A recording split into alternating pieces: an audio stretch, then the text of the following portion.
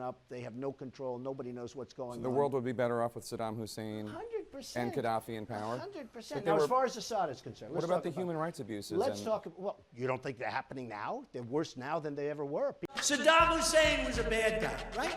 He was a bad guy, really bad guy. But you know what he did well? He killed terrorists. You know, when Trump once said the world would be a better place if Saddam Hussein and Muammar Gaddafi were still in power, a lot of people were shocked. He wasn't praising them as good men. He made it clear they were brutal dictators. But what he was pointing at was the chaos that followed their removal. Iraq became a breeding ground for terrorism. ISIS rose up from the ashes, and Libya descended into a never-ending civil war. Trump's message was simple. Sometimes when you knock down a dictator, you don't get freedom and peace. You get instability and destruction. But here's where I want to take the discussion deeper. When Trump was president, he didn't just talk, he acted. Remember when he ordered that strike against Iran's nuclear site? That was a bold move that showed he was willing to take direct military action when he felt America's security was on the line.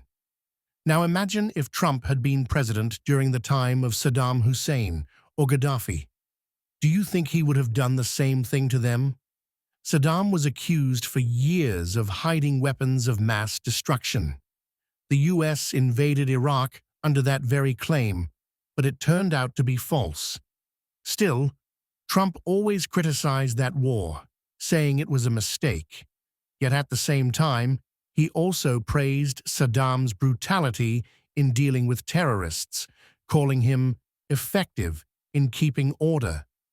If Trump had been in charge back then, would he have launched airstrikes against Saddam's facilities the way he did with Iran? Or would he have taken a completely different approach, perhaps trying to force Saddam into submission without a full-scale invasion? And what about Gaddafi? Libya was stable for decades under his rule, even though he crushed dissent and silenced opponents. Once he was gone, the country broke apart into rival factions, and weapons poured across Africa, fueling more conflicts. Trump often pointed to Libya as an example of what not to do. But here's the question. If Trump had been the one dealing with Gaddafi, would he have attacked him the way he went after Iran's nuclear ambitions? Would he have tried to remove him? Or would he have tolerated Gaddafi's rule as long as he didn't directly threaten America? This is where things get interesting. Trump was unpredictable. He wasn't afraid to use force. But he also wasn't eager to start new wars. He often said America should stop wasting trillions on regime change projects in the Middle East. So maybe with Saddam and Gaddafi, he wouldn't have gone as far as George W. Bush or Barack Obama did. Maybe he would have kept them in power, but under heavy pressure, using strikes and sanctions like he did with Iran, rather than full invasions.